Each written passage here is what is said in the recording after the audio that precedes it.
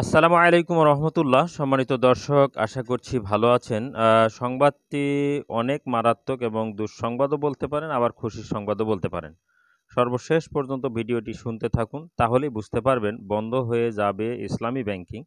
খবরটা কি দুঃসংবাদ নাকি সুসংবাদ? প্রিয় দর্শক, আপনারা জানেন বাংলাদেশে ইতিমধ্যেই সরকার পরিবর্তনের পর থেকে একের পর এক যুগান্তকারী নতুন নতুন সিদ্ধান্ত, সেই সিদ্ধান্তগুলো একেকটা একেক রকম। সেই সিদ্ধান্তগুলোর মধ্যে এটি একটি সিদ্ধান্ত যে ইসলামী ব্যাংকিং ব্যবস্থা বন্ধ হয়ে যাচ্ছে।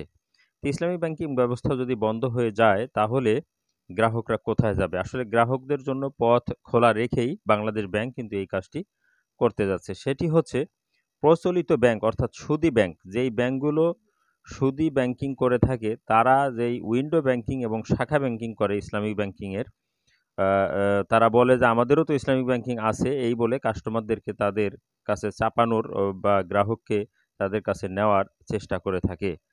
বাংলাদেশ ব্যাংক সিদ্ধান্ত নিয়েছে যারা সুদী ব্যাংকিং করবে তারা সুদী ব্যাংকিং, যারা ইসলামী ব্যাংকিং করবে তারা শতভাগ ইসলামী ব্যাংকিং করবে। অর্থাৎ ওই সুদী ব্যাংকিংয়ের মাঝখানে, অর্থাৎ আপনি ধরেন যে যদি একটা দোকানের কথা বলি, একই দোকানের মধ্যে অন্য পণ্য চলবে না। যে দোকান সেই পণ্য চলবে। অর্থাৎ ইসলামী ব্যাংকিং শতভাগ ইসলামী ব্যাংকিং চলবে, সুদী ব্যাংকিং শতভাগ